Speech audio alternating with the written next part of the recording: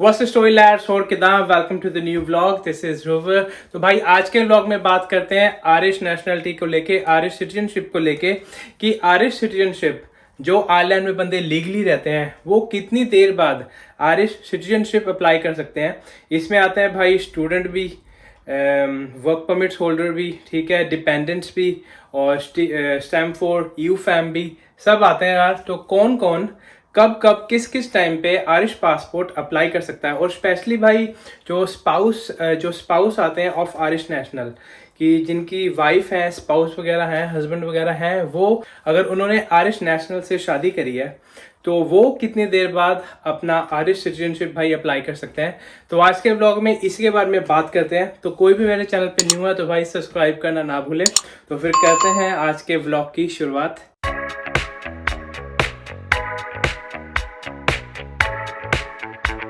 तो भाई सबसे पहले बात करते हैं अपने जो स्टैम्प वन होल्डर हैं, जो वर्क परमिट होल्डर हैं, जो आयरलैंड में वर्क परमिट पे रहते हैं, वो कब आयरिश आयरिश नेशनलिटी अप्लाई कर सकते हैं। पासपोर्ट तो भाई तभी अप्लाई करोगे जब आपकी सिटीजनशिप आएगी। तो आयरिश सिटीजनशिप आप कब अप्लाई कर सकते हो। देखो जो स्टैम्प वन होल्डर हैं ये है वर्क परमिट होल्डर, जो आयरलैंड में वर्क वीजा, जिनके पास वर्क परमिट है। आपको आयरलैंड में सिटीजनशिप लेने के लिए 60 मंथ मतलब आपको 5 साल भाई पूरे करने पड़ते हैं लीगली ऑन स्टैम्प वन। तो स्टैम्प वन में भाई काफ़ी कैटेगरी आ जाती है, जैसे जर्नल वर्क परमिट हो गई। जर्नल वर्क परमिट तो एक साल का लगेगा और 5 साल का लगेगा, ठीक है। उसके बाद आ गया critical skill work permit. Critical skill में क्या होता है कि आपकी स्टैम्प वन हो गई, स्टैम्प वन के बाद आपको 2 साल के बाद, आजकल तो 20 से 21 महीने में आपकी स्टैम्प फोर आ रही है। क्रिटिकल स्किल को थोड़ा बेनिफिट मिलता है, तो स्टैम्प फोर आपको मिल जाती है। जर्नल वर्क परमिट पे क्या होता है कि स्टैम्प वन में 5 साल आपको रुकना पड़ता है, उसके बाद आप स्टैम्प फोर अप्लाई कर सकते हो। लोग कोई कोई क्या करते हैं कि स्टैम्प फोर भी साथ के साथ अप्लाई कर सकते हैं जर्नल में, और साथ के साथ वो सिटीजनशिप भी अप्लाई कर सकते हैं। तो भाई सारा कैलकुलेटर, अगर आपके गैप्स नहीं है स्टैंपों में, जो आपकी एवरी ईयर स्टैंप वगैरह लगती है ना अपना GNIB से, अगर आप पे उसमें गैप नहीं है तो पूरा अपना रेजिडेंसी कैलकुलेटर बना हुआ है INS की वेबसाइट पे, वहाँ पे आपने स्टैंप्स वगैरह डालें। 5 साल कंप्लीट हो गए, वहाँ पे ग्रीन टिक आ गया सब पे, तो you are ready to go. तब आप मतलब 5 साल के बाद लीगली आयरलैंड में 5 साल के बाद 60 मंथ के बाद आप यहाँ की सिटीजनशिप अप्लाई कर सकते हो, जो स्टैम्प वन होल्डर है। तो भाई अब बात करते हैं स्टैम्प टू की। स्टैम्प टू अपने भाई स्टूडेंट भाई लोग होते हैं। तो स्टूडेंट यहाँ पे सीधा स्टूडेंट वीजे पे भाई सिटीजनशिप नहीं अप्लाई कर सकता है, तो आपको वर्क परमिट लेना ही पड़ेगा। बैचलर्स पे आते हैं स्टूडेंट, अगर वो बैचलर्स पे आते हैं 3 साल उसके उनकी बैचलर्स होती है। उनके बाद अगर वो मास्टर कर सकते हैं तो मास्टर, अगर वर्क परमिट लग गया तो वेल एंड गुड। जो मास्टर्स पे आते हैं अपने कंट्रियों से, और उनकी जो मास्टर्स होती है 1 साल की होती है भाई, उसके बाद उनको 2 साल का वीज़ा मिलता है 1G, जिसमें वो अपना वर्क, जो आपके फील्ड रिलेटेड वर्क है, वर्क परमिट है, क्रिटिकल स्किल है, आप वो ढूंढ सकते हो। तो स्टूडेंट को भाई जितने साल आपने स्टैम्प टू पे काटे हैं ना आयरलैंड में ऑन स्टूडेंट वीजा, चाहे वो 1 साल है, 2 साल है, 3 साल है, 4 साल है, वो सिटीजनशिप में काउंट नहीं होंगे भाई। स्टूडेंट जो स्टैम्प टू पे हैं उनका जो सिटीजनशिप पे पीरियड है ना, वो वाला जो उन्होंने स्टैम्प टू पे काटा है वो काउंट नहीं होगा। जब उनको वर्क परमिट मिल गया ना यहाँ पे स्टूडेंट को, चाहे वो मास्टर्स पे आके 1 साल खत्म करके और अगले साल उनको स्टैम्प फोर मिल जाए, आई मीन क्रिटिकल स्किल मिल जाए, तो क्रिटिकल स्किल पे आपको पहला स्टैम्प वन मिल जाएगी, ठीक है। उसके बाद 21 महीने 22 महीने के बाद आप स्टैम्प फोर अप्लाई कर सकते हो। तो स्टैम्प फोर आपकी 5 साल की होनी चाहिए।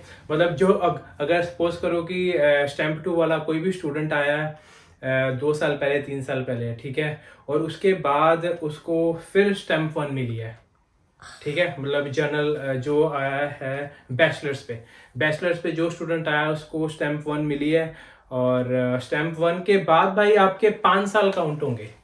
आपके 5 साल काउंट होंगे, जो जितना भी टाइम आपने स्टूडेंट वीजे में स्पेंड करा है वो आपका टुवर्ड्स सिटीजनशिप काउंट नहीं होगा भाई। तो आपको भी 5 साल चाहिए, 60 मंथ चाहिए भाई आयरलैंड में आयरिश सिटीजनशिप लेने के लिए। तो अब बात करते हैं भाई स्टैम्प 1G को लेके कि 1G वाले कब सिटीजनशिप अप्लाई कर सकते हैं। पहले होता था कि जब 1G शुरू हुई थी ना भाई, उसमें ये वाली 1G जैसे स्टैम्प 2 नहीं काउंट होती थी ना, फिर 1G भी नहीं काउंट होती थी। बट कुछ साल पहले स्टैम्प 1G भी काउंट होने लग गई, क्योंकि जो क्रिटिकल स्किल वाले हैं उनके जो डिपेंडेंट्स आते हैं, स्पाउस वगैरह आते हैं, उनको स्टैम्प 1G देते हैं। तो 1G भी भाई 5 साल तक अगर आपके पास 1G ही रही है तो भाई वो भी काउंट होगी टुवर्ड्स योर सिटीजनशिप। अगर आपके पास स्टैम्प 1G है, डिपेंडेंट हो स्पाउस पे, अगर आपके spouse critical skill work permit holder है आयरलैंड में, तो 1G पे आप 5 साल स्पेंड करो, आप 5 साल के बाद फिर अपनी आयरिश सिटीजनशिप अप्लाई कर सकते हो। तो भाई अब बात करते हैं स्टैम्प 3 को लेके कि स्टैम्प 3 जैसे हमारे पास भी कभी होती थी भाई, डिपेंडेंट स्टैम्प होती है स्टैम्प 3, इस पे आप काम नहीं कर सकते हो। ये जनरली उनको देते हैं कि जिनका जनरल वर्क परमिट है, ठीक है, स्टैम्प 1 होल्डर है, वर्क परमिट होल्डर है, उनके जो डिपेंडेंट्स हैं, स्पाउस है, बच्चे हैं, अगर बच्चे 16 साल से ऊपर हो गए तो उनको स्टैम्प 3 दी जाती है आपके बिहाफ पे भाई। तो स्टैम्प 3 पे है कि आप काम नहीं कर सकते हो, काम करने की स्टैम्प नहीं है, ये डिपेंडेंट स्टैम्प है, ठीक है। ये भी भाई काउंटेबल है टुवर्ड्स योर आयरिश सिटीजनशिप। तो स्टैम्प 3 पे भी आप आयरिश सिटीजनशिप अप्लाई कर सकते हो 5 साल के बाद भाई। हर एक का 5 साल का ही है, 5 साल रेजिडेंस, आपको लीगल रेजिडेंस चाहिए आयरलैंड में स्टैम्प 3 पे, तभी आप आयरलैंड में आयरिश सिटीजनशिप अप्लाई कर सकते हो स्टैम्प 3 वाले। तो अब भाई बात करते हैं स्टैम्प 4 होल्डर्स को लेके कि जो स्टैम्प 4 होल्डर्स हैं ये तो क्रिटिकल स्किल वाले भी हो गए, और इसमें जर्नल वर्क परमिट वाले भी हो गए भाई। और जनरल वर्क परमिट जैसे 5 साल के बाद स्टैम्प 4 हो जाती है, और किसी का बेबी अगर आयरलैंड में हुआ है उसके बेसिस पे भी आपको स्टैम्प 4 लग जाती है। तो बट जो क्रिटिकल स्किल में आपको, जैसे मैंने आपको पहले बताया कि 20 से 21 महीने में आपको स्टैम्प 4 दे देते हैं, बट स्टिल आपको भाई 5 साल चाहिए। तो जो यहाँ पे कीवर्ड है भाई वो 5 साल है, 60 मंथ है लीगली विदाउट गैप। अगर कोई गैप नहीं है आपके स्टैम्प्स वगैरह में तो आपको 5 साल आयरिश सिटीजनशिप को अप्लाई करने में लगेंगे। जब आपके 5 साल कंप्लीट हो गए लीगली आयरलैंड में, तो अब आप स्टैम्प 4 पे 5 साल अगर आपके कंप्लीट हो गए तो आपके सिटीजनशिप, आप आयरिश सिटीजनशिप अप्लाई कर सकते हो आफ्टर 60 मंथ। और अब बात करते हैं भाई स्टैम्प 4 EU फैम को लेके कि जो बंदे EU फैम मतलब जिनकी जो स्पाउस हैं वो यूरोपियन नेशनल है, आयरिश नेशनल नहीं है, यूरोपियन नेशनल है, स्टैम्प 4 EU फैम भाई, उनके लिए भी सेम प्रोसीजर है कि 5 साल के बाद आप यहाँ की सिटीजनशिप अप्लाई कर सकते हो। जिनके स्पाउस यूरोपियन नेशनल है तो आपको 5 साल 60 मंथ आयरलैंड में लीगली रुकने के बाद आप आयरलैंड की सिटीजनशिप अप्लाई कर सकते हो। अब स्टैम्प 4 की ही बात करते हैं भाई कि स्टैम्प 4 एक और कैटेगरी में दी जाती है जिनको बोलते हैं स्पाउस ऑफ आयरिश नेशनल। पहले मैंने आपको बताया था कि स्पाउस ऑफ EU नेशनल, अब है स्पाउस ऑफ आयरिश नेशनल, कि आपके हस्बैंड और वाइफ कोई भी आप में एक आयरिश सिटीजन है, आपने आयरिश सिटीजन से शादी करी है, और उसके बाद आप उसी बिहाफ पे 3 साल भाई, 3 साल के अंदर आप सिटीजनशिप अप्लाई कर सकते हो। इसमें थोड़ा वेटिंग पीरियड कम है। अगर आपके स्पाउस के पास आयरिश पासपोर्ट है तो भाई आप 3 साल में अपनी सिटीजनशिप, आयरिश सिटीजनशिप अप्लाई कर सकते हो। मीन्स है कि आपकी शादी को 3 साल होने चाहिए, ठीक है, और आपको आयरलैंड में 3 साल की रेजिडेंस चाहिए। Compare to stamp 1, stamp 2, stamp 3, उनको तो 5 साल की चाहिए। Stamp 4 spouse of Irish national को 3 साल की रेजिडेंस चाहिए आयरलैंड में, और आपकी शादी को 3 साल हो चुके होने चाहिए, तभी आप 3 साल के बाद आयरिश सिटीजनशिप अप्लाई कर सकते हो। तो भाई इसमें कीवर्ड है कि आयरिश सिटीजनशिप आप 5 साल के बाद अप्लाई कर सकते हो लीगली। आपको 5 साल की रेजिडेंस चाहिए आयरलैंड में, और 3 साल की उनको चाहिए जिनके स्पाउस आयरिश नेशनल है। तो भाई अपनी जो 5 साल है जल्दी से कंप्लीट करो, और आयरिश नेशनल वाले जिनके स्पाउस आयरिश नेशनल है 3 साल अगर आपको हो गए हैं तो you are good to go. And उसके बाद आयरिश सिटीजनशिप को अप्लाई करने के लिए आपको आईएनएस की वेबसाइट पे जाके पूरा जो फॉर्म है भाई डाउनलोड करना पड़ेगा, ठीक है। उसको पूरा जितने भी डॉक्यूमेंट्स हैं इसके बारे में मैं डिटेल में भाई वीडियो लेके आऊँगा, क्योंकि थोड़ी बड़ी वीडियो हो जाएगी वो कि आपको कौन कौन से डॉक्यूमेंट्स चाहिए।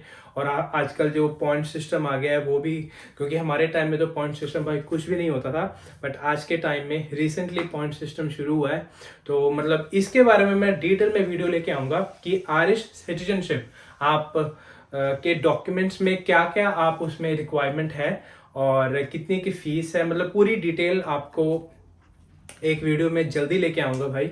तो ये था भाई आज का छोटा सा व्लॉग अबाउट आयरिश सिटीजनशिप की आप कितने टाइम में, कितने टाइम पीरियड में आप अप्लाई कर सकते हो। अगर आपके पास स्टैम्प 1 है, 2 है, 3 है, 4 है, 4 EU फैम है, ठीक है। पता लग गया होगा आप सभी को इस वीडियो के बाद, जो जो यहाँ पे न्यू आए हैं एंड जो जो यहाँ पे आने का भी सोच रहे हैं भाई, उनको भी पता लग गया होगा। जो यहाँ पे सेटल डाउन होने का सोच रहे हैं, कि जिनको आयरिश सिटीजनशिप चाहिए, कि आप 5 साल के बाद आयरलैंड में आयरिश सिटीजनशिप अप्लाई कर सकते हो। तो ये था भाई आज का छोटा सा vlog about citizenship in Ireland and I hope आपको आज का ब्लॉग बढ़िया लगा होगा। एज यूजुअल मेरे ऐसे ही आयरलैंड के इन्फॉर्मेशन ब्लॉग्स होते रहते हैं भाई। कोई भी मेरे चैनल पे न्यू है तो भाई सब्सक्राइब करना ना भूलें एंड कुछ भी पूछना है तो कोई यूट्यूब पे मेरे कमेंट करें या इंस्टा पे मुझे फॉलो करें and I reply as soon as possible. तो आज का ब्लॉग भाई यही एंड करते हैं। तो मिलते हैं भाई एक न्यू वीडियो के साथ, एक न्यू ब्लॉग के साथ। टिल देन टेक केयर, चाओ।